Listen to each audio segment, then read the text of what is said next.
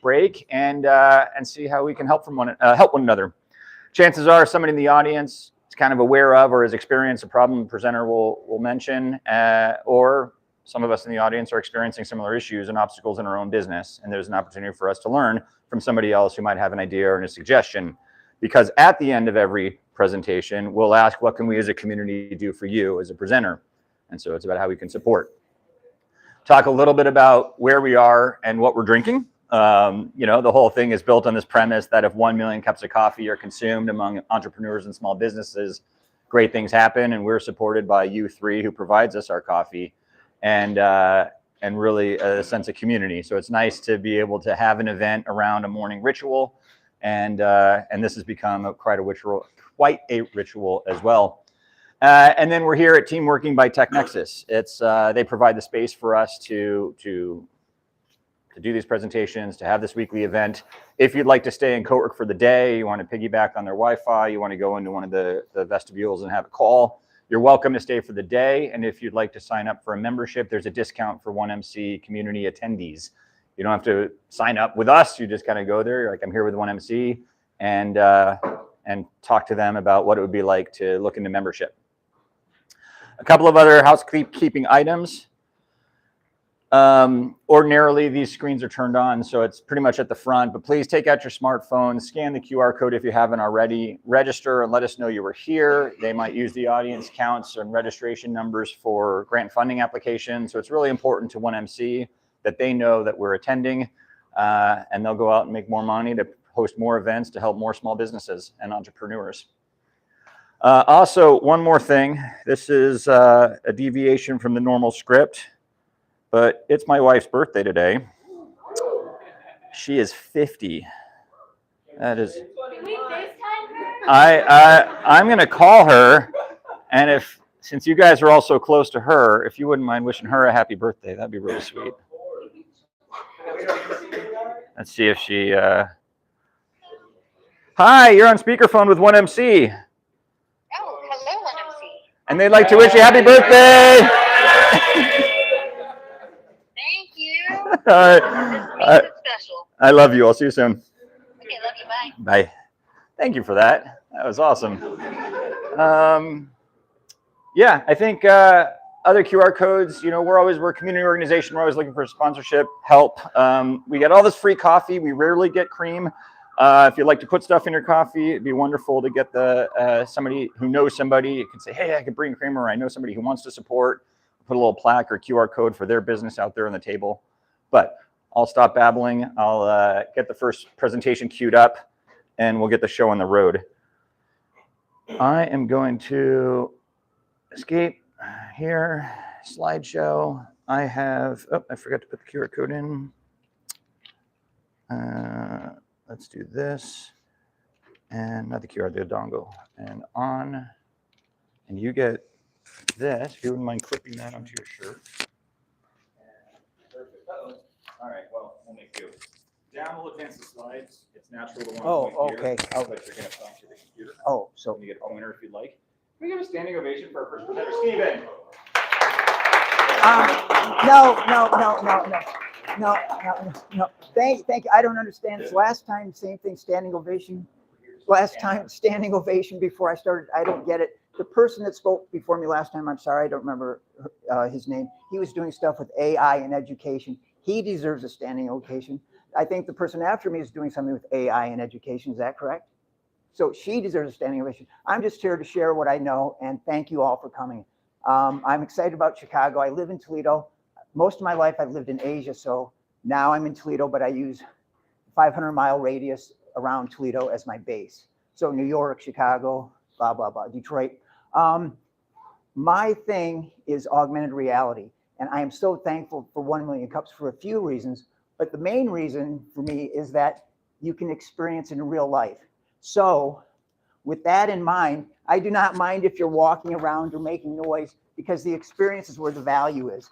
This QR code, if you scan and point it at that back column, you'll get an example of what's happening. Now, of how AR works.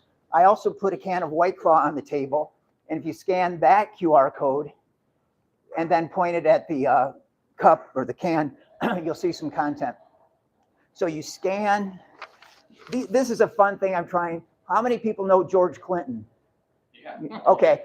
I'm trying to hack the mothership. He's going on tour this summer, and this is just a goofy thing.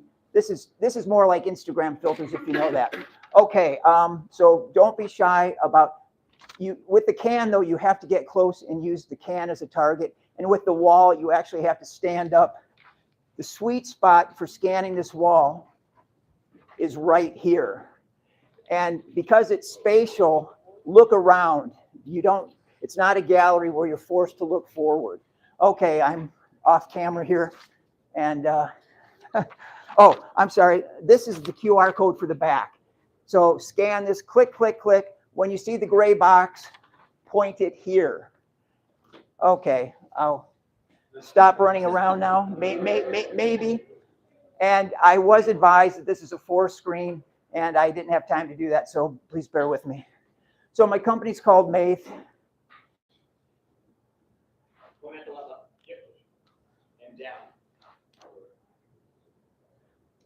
Okay, there we go. Maith, I add digital content to objects and places using augmented reality. So it's AR, not VR, not X. Well, it's like XR, but it's not AI. Okay. There we go. Okay, the 1 million cups. This is in Ann Arbor and Detroit.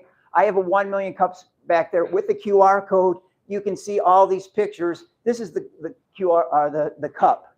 So all these pictures are attached to that cup. QR code, click, click, click, gray box on the cup. You can see this content. Ask me any questions at any time. Okay, that just says, since my last 1 million cups presentation on 8/6, I was here in August, 8/6, 225, blah, blah, blah. This is Dr. Dwayne Edwards. He's the guy that created the Air Jordan. And I unofficially, I'm always inviting myself to the party. So they're based out of Detroit. I put content on these shoes. They're amazing shoes. If you're a sneakerhead, you probably have not heard about them, unfortunately, but they are brilliant shoes. It's his labor of love. So point the phone at the shoe, and you see all of these diagrams.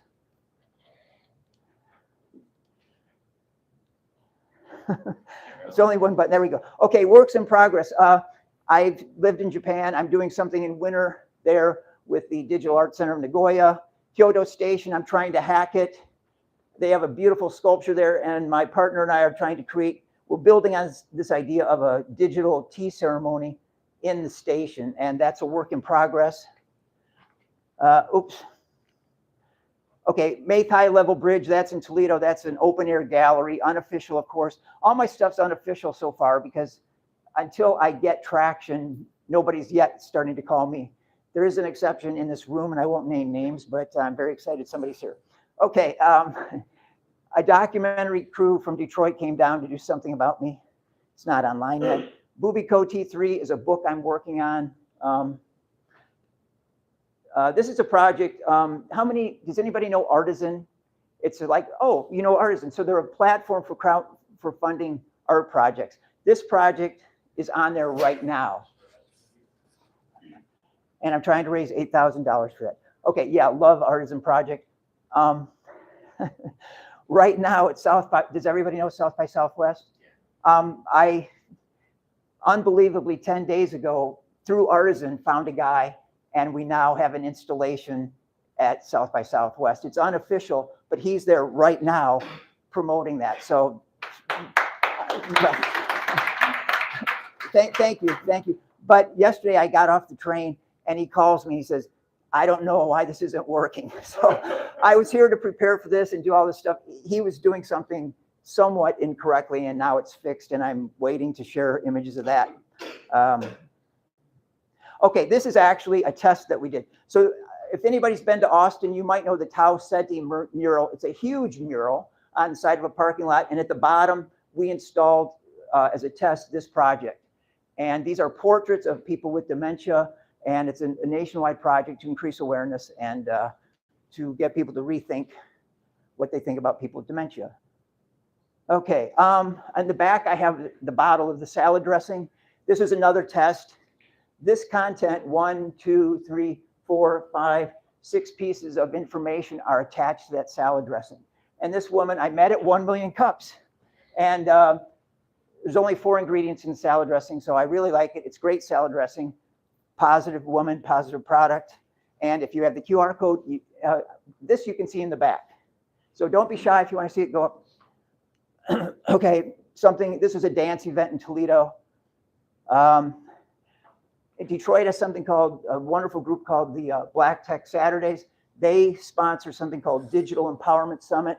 I did a presentation there and they had a booth, fantastic time. Artistically, I was experimenting with neon and augmented reality, and that was a fun thing, very fun thing. It was in Toledo. I've done so many things in Toledo.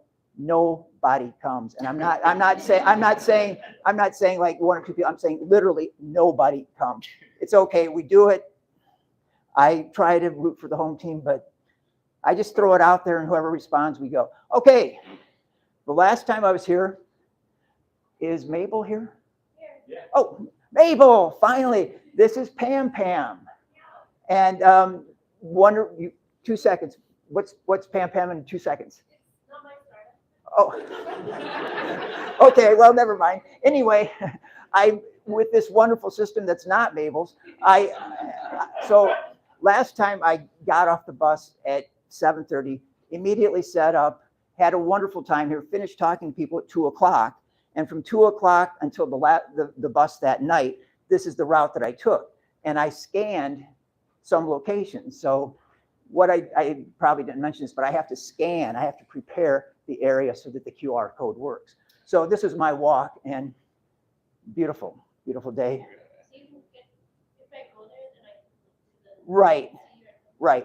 But I mean, there's so much potential here for putting AR content in these locations or with somebody else's project, right? So you could do a walking tour knowing that there's a QR code at the restaurant, at the park, at a tree, wherever, and the QR code will be a sign. I can do videos, I can do links, but I don't feel like they're 100% yet. So for now, I'm sticking with JPEGs. But theoretically, I could put in a video, but the last thing I want to do is stand in front of 20 people, 100 people, and play a video, and it doesn't go, right? So JPEGs are safe, but with testing, I can do 3D objects, videos, links, all kinds of stuff, movements. So this is a 3D. Let's skip to how we can help. You can. For time. Oh, okay. Yeah. Okay, I'll just wrap up. I mean, thank you. Okay.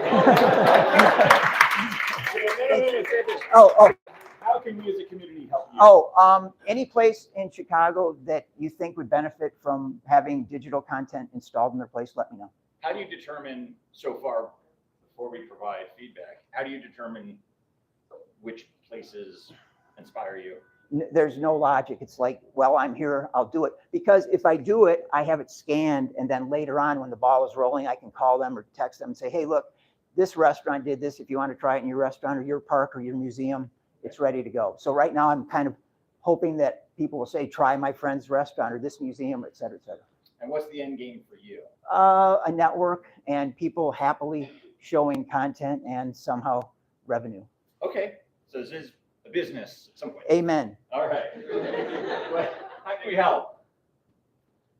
Just the idea, it Yeah. made me think about how cool something like this would be going in a grocery store for people that are, I don't know, high protein or keto or whatever. You scan a code when you get in an aisle and you can see Yes. what's around that fits and what to look for.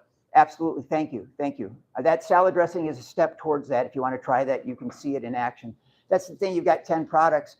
If you have the QR code that can display in AR right there, no app to download, you're more inclined to try it. And if you like what you see, you're more inclined to buy the product. Thank you.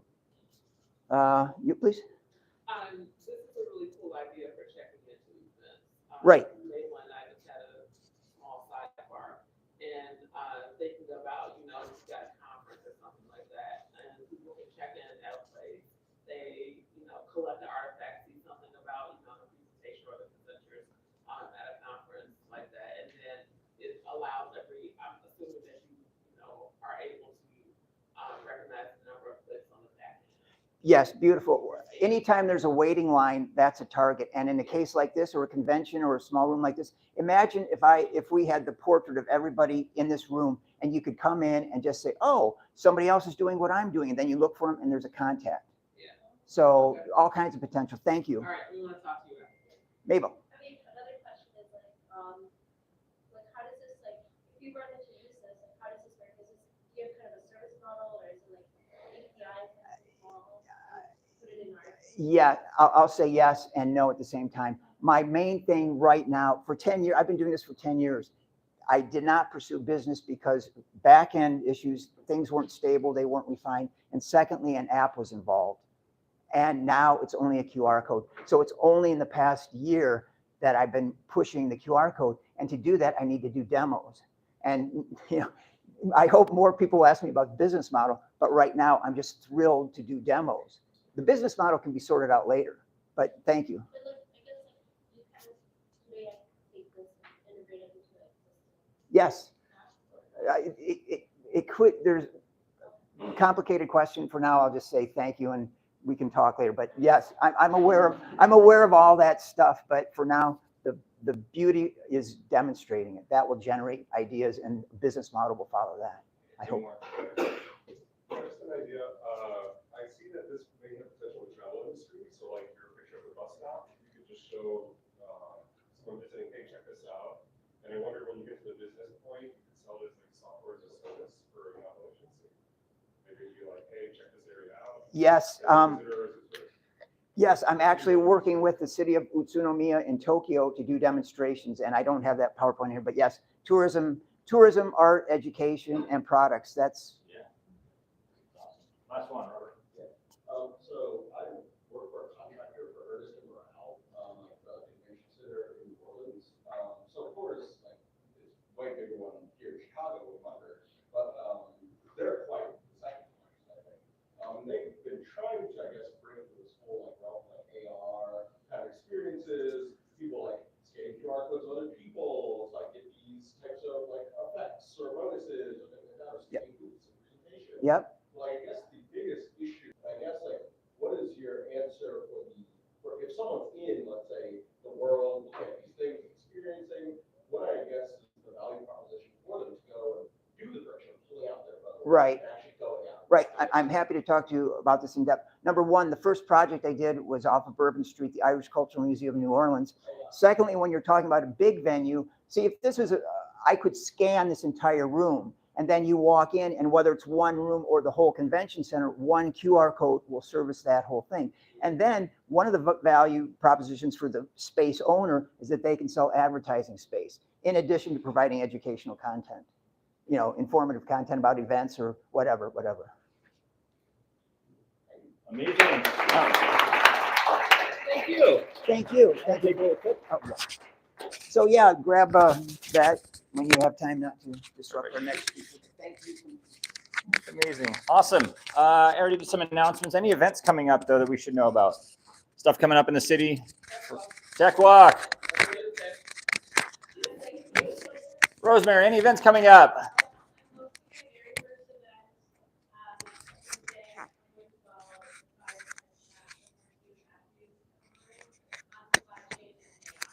Woo! Where is it?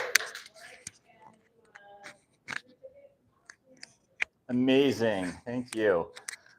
Yes, sir. Next Wednesday on the 24th, I'm doing a talk Amazing. Okay. How do we find it online? It's like a weird, they got their own custom thing. So if you would like it, I can go. I find Robert afterwards. Yeah, I'm able. Next Friday, we're doing a French party at Firecracker Seats. Okay. Wine. Love it. Everett. Oh. Kind of buried the lead, Mabel. Lot of things. So I'm presenting, and also we have a mobile, Searching Social, we have a mobile app. Yep. And we're on iOS, Android, Solana. And our mobile engineer is presenting our CI/CD pipeline. So how do we automate Amazing. Last one. One more. We have a tomorrow here at Tech Nexus at 6 o'clock p.m. on navigating, mental health as a founder. Ooh, amazing. I don't think we covered the topic enough. Thank you. Okay, let's bring up our next presenter, Brittany. Can we give her a standing ovation as well, please?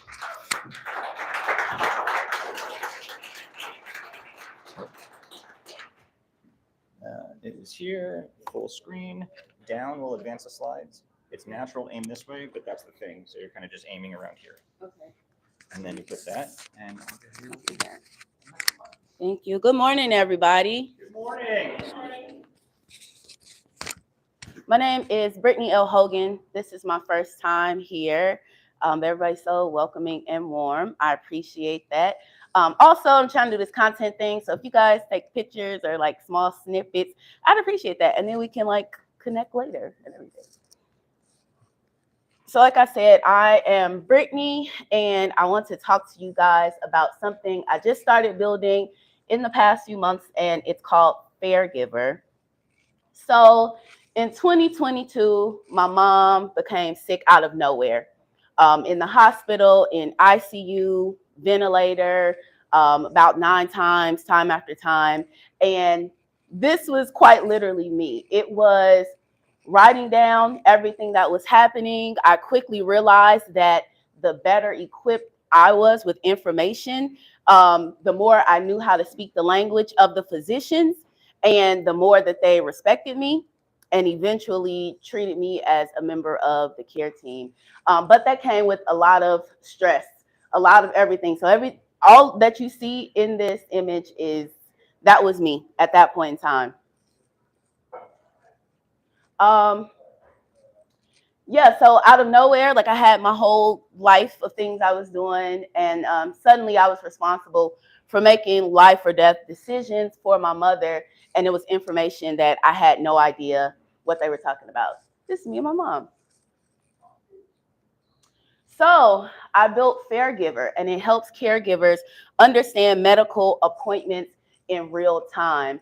At the time, what I was doing was recording the conversations. I would go back and research. I would send them to a cousin that's a nurse practitioner. I wanted all of the names of the prescriptions. Don't just tell me a antibiotic or anything like that. Tell me exactly what it was, no matter how much information it was. And I would go back later and research so I knew what they were talking about. So I don't know if anybody in here is a caregiver or knows a caregiver. You may know somebody that you think is just taking care of their parent or an aunt, but they're a caregiver. I didn't know I was until months later. But for me, I was one person with too many responsibilities. So I'm the historian, the translator, decision maker, and interpreter for her and for them, telling them what's going on with her and telling her what they're saying. So that creates a big gap. It's information fragmentation, cognitive overload. It's a bottleneck there. And then physicians assume that you comprehend what they're saying. So with FairGiver, you record real time in an appointment. Physician is saying, this is what's going on. This is what happened. You're recording. And when they're done talking, you submit it to the app, and it spits out plain language summary, 5th grade level, to understand what's going on. It gives you questions, a list of questions to ask in the moment, and next steps. So that way you're able to get questions answered. You're able to make decisions. For me, it was like a list of all this is happening. This test is a 50-50 chance, live or die. What do you want to do? I'm just like, hold on, wait a minute. Just give me time to process. So I have 3 different examples here. I won't go through all of them, but you're in the emergency room, and like I said, you don't know what's going on. Or on the other end, there's been things happening at home where you're able to record notes about, what you see, what you hear, what changes. So by the time you get to the emergency room, you have a clear list to share. This is what's been going on. This has changed. Once you're getting ready for a hospital discharge, they go through a whole list. Do this, do that. Pay attention to this, pay attention to that. and you have that recorded in the app. It's not something you have to remember. And then for a follow-up visit, doing those notes at home and then going from doctor to doctor or hospital system to another hospital system, you have a clear picture of what's been going on and you're able to share that. So what I'm doing today, I had this idea back when my mom was still around, and she's like, that's a great idea. But it went from a movie idea, because I'm a filmmaker, then a book, and then it was a notebook. And then I'm like, I don't even like to write, and it doesn't make sense to carry things around. For me, it's easy to just talk into my phone. So just so happens I also have a degree in engineering. And while I was trying to figure out a whole system to make things work for my mom, that's exactly what I did. I created a system to gather the information, keep the information. And so I thought there has to be something easier way. So I put that engineering degree to use, and I've created the prototype. And so now we're testing for accuracy, for the transcription, how well it generates questions. So that's where we are now, doing control, stress testing, and workflow validation, and clinical output review. So I have clinical oversight. I have clinical advisor that's able to look at everything to see if it makes sense, not only from the caregiver side, but the questions that it's putting out. Will a provider look at this and say, okay, this makes sense? So what's next is I'm working on the pilot program. So I'm recruiting caregivers. Okay, so where I'm looking for collaboration, I'm looking for strategic partners, more clinical advisors.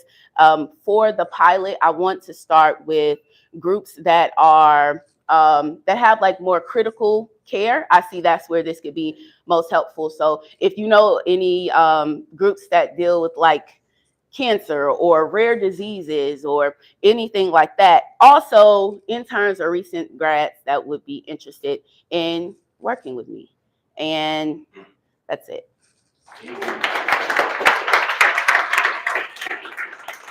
Let's get the questions up. Can you tell us how are you reaching out to advisors? How are you trying to find some of them today? People are always looking for introductions as well. I guess anybody that if you know of anybody Have you met anybody? Have I met anybody? Yeah, yes, I think so far? At these coming to different events and talking to people, Yeah. I always seem to run into somebody that's like, oh, my parents are doctors, or I have a cousin that's a doctor and would love to talk to you. So that's been really helpful. Also on social media, there are a lot of I'm seeing a lot of physicians wanting to get information out there, how to ask better questions, also how to explain your pain level to where physicians will listen. And I didn't mention that, but in the app, there will be resource videos, but not like, oh, you're a caregiver, we understand. No, this is how you get them to listen. This is how you know the difference between a resident and an attending. This is how you escalate. And so connecting with those people to say, hey, would you be interested in being an advisor, even overseeing these video topics? And so that's what I'm doing so far. So if you know anybody that may be in the medical field, or even an advocate for people in that field. Yes. So are you, I also, by the way, I love the app. I also just looked it up. Oh, thank It you. was very cool. It's a great thing. I guess, like, have you worked with like doctors, like different kind of like independent doctor offices? Because I know like doctor offices that have like Epic, they use there's still stuff that they're Epic tools. Mm-hmm. But this is great for like smaller doctor offices. Or is your primary target like patients? It's patients. It's specifically caregivers, because I think there are definitely things in place for physicians and clinicians. There are things for patients, but there's nothing for the person that stands in the middle. It's a lot of hands. Yeah. Yes. As you're saying this, I think this is a fantastic idea. I can see a lot of use cases Thank for you. it. And I'm particularly excited about seeing something like this come to market. I think there are a lot of online communities that would love to hear about something like this and would be willing to try it like kind of full time. Okay. So I would encourage you to look at like, of course, Facebook groups, Mm-hmm. but there's a lot on TikTok. There's Mhm. there's a lot of social media platforms that I think you can find those online communities that are looking for a tool that reduces that type of friction. Okay, thank you. Yeah. I have a few things. I can help you with clinical advisor, all that is my background. Mhm. And in terms of a couple of things, this is a good space to work with patient navigation. Mhm. A lot of health systems or hospitals or doctor's offices, that's usually one of the first things that gets cut, Mhm. patient navigation. And this could be a bridge between caregivers and patients and their care team to be able to bridge that gap. The question I have for you is, how are you managing protected health information and privacy? You know, you have voice notes, you have a lot of data that may be collected by the app, Mhm. and that's HIPAA data. Yeah. Well, as of now, until I get more funding to be completely protected, they're not putting in any PHI at all. So you don't have to, nothing relies on you putting that in. So even while I'm testing it, that's a part of what I'm doing. I have people recording their appointments and recording notes. And I'm telling some people don't put any, other people put it all and see what it picks up. So it's AI powered. So I have it in there. If you hear names, if you hear this stuff, we're not paying attention to it, but actually testing to make sure it doesn't do that. But like I said, once I get the funding and able to expand things, it won't be that much of a worry. Yeah, storage of that information. Yeah. Yes. Yeah, so I would love to introduce you to my aunt. She is a doctor in public health. Okay. Works like patient outreach and things of that form. Mm. But kind of back on that point, Mm. if you're doing analysis on these conversations between, let's say, physician or doctor and the patient, and you're running this through, let's say, a model, Mm.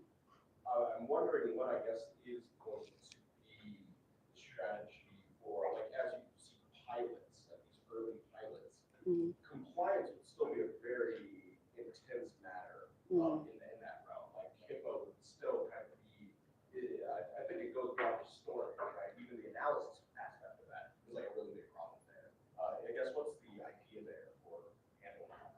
I would treat that one rhetorically for now. Talk about it later if you'd like. Yeah. But I would find each other. Let's get a couple more. Yeah. questions. That's shy, my compliance officer. That's not bringing it up. Oh, no. She just looks fabulous. She's fabulous. I have a question with my mom has been a caregiver and kind of growing in the space right now. She's working with clients that there's no limit to what expenses to make sure that the person is taken care of. Mm. That with this, like my initial impression, I had a question of where, I don't think, in my personal experience living through what I've seen her work through, the doctors are not interested in making sure that patient is taken care of all the way through. Maybe Mhm. some, right? Mhm. But their margin is maybe bringing them back to the doctor's office. So where I see this of value to her when she lives it every day is when a client is becoming her client, it's a very personal relationship, friend to a friend, through church or through a temple or whatever. Mhm. There is a whole diaspora, like that image you said about the caregiver being so much. Like, you're right, my mom has to know, like, the schedule of this person, not only the medical history, not only the, things not to take to, possibly kill her, like 1 or 2 pills, right? Mhm. So, like, with that, like, how much does the app consider? Is it really just this medical aspect of the history, or is it their life, like in terms of their schedule? Because for her client, like the person that's paying her, the family, they would love, I'm sure, to understand, like, oh, my mom like has a schedule, this routine, like there's software behind it. The Mhm. reality is many of the families don't call the elder person Mhm. and don't check up on it because maybe they found someone good and now they're just, that's it. There's no like history. So for this, it's like, I was thinking something different when I was like, is it just the medical aspect? Because my mom, like that aspect, she wouldn't really use it. Mm. But if my mom had a leg up as a caregiver, say to her client that, yeah, I use software because I know the struggle that we all go through, that would be a tough step. Sorry about that. Yeah. Okay, I'll say this is specifically for those medical moments. I think it'll be most useful for those new caregivers. And to your point, the patient advocate kept catching those people where something has just happened. I don't know if this would necessarily be useful for the caregiver that's been doing it for 10 years or something, because by that time you have a system, you have a plan. And there's a lot of caregiver tools out there, but nothing specifically at the moment of like appointments. So if you want, like throughout this, I've done a lot of research on those apps. So maybe I can suggest something else that may work, because they have something that keeps all of that, the appointments, and able to tie family in and all of that. So I can send you some other apps. But eventually I want to be able to tie that in. But this was something where there's a gap, and I needed it, you know, back then. Absolutely, let's do it. Thank you, guys. Awesome.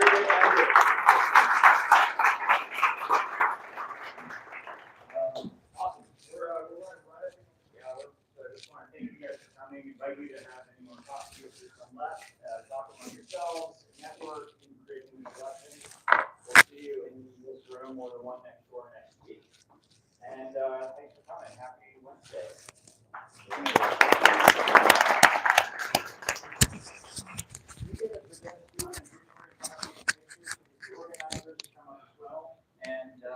And please stick around and have some fun.